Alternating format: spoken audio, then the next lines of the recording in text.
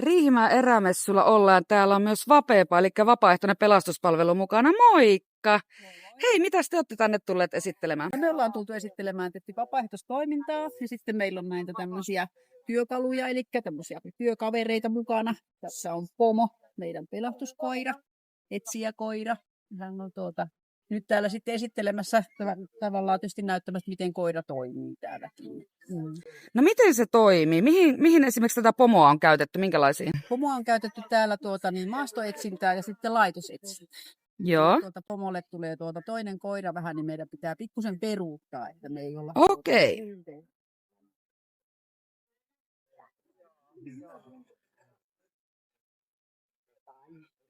Nyt on kyllä koulutettu hyvin.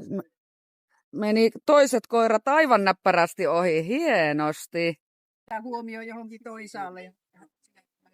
Mä en ole hänen omistaja eikä ohjaaja on tuolla käymässä. Myös vieraan. Kyllä. Kauanko tuommoisen koiran, tai minkä rotuiset koirat sopii tähän Vapepa-toimintaan ja kauanko sen kouluttaminen kestää? Rotulla ei ole sillä, että aika paljon on semmoisia tyyppisiä rotuja, mitkä on tottunut tavallaan myöskin niin kuin palvelusasioihin, mutta ei ole sillä varsinaisesti väliä. Et koiran ominaisuudella on enemmän väliä, että miten koira toimii ja miten omistajalla on aktiivisuutta hänen kouluttamiseen, koska tätäkin koiraa koulutetaan joka viikko.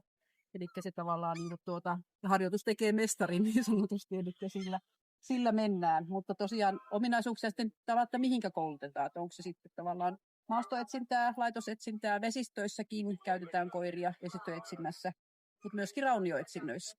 Voi olla sellaisiakin, mitkä koirat taitaa myöskin sen, ja siellä pitää sitten olla pääkunnossa, että kestää se epävarmuuden, mitä siellä raunioissa tapahtuu. Kyllä.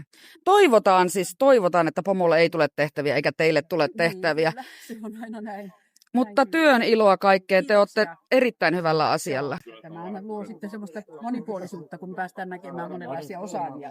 Itse toimin lähinnä siinä etsintäporukassa ja johtopaikkaporukassa ja sitten aina välillä pääsee näiden ihan 4 lasten kanssa toimimaan. Kyllä. Hei, mukavia messupäiviä vielä tälle viikonlopulle ja työn iloa. No niin, kiitos.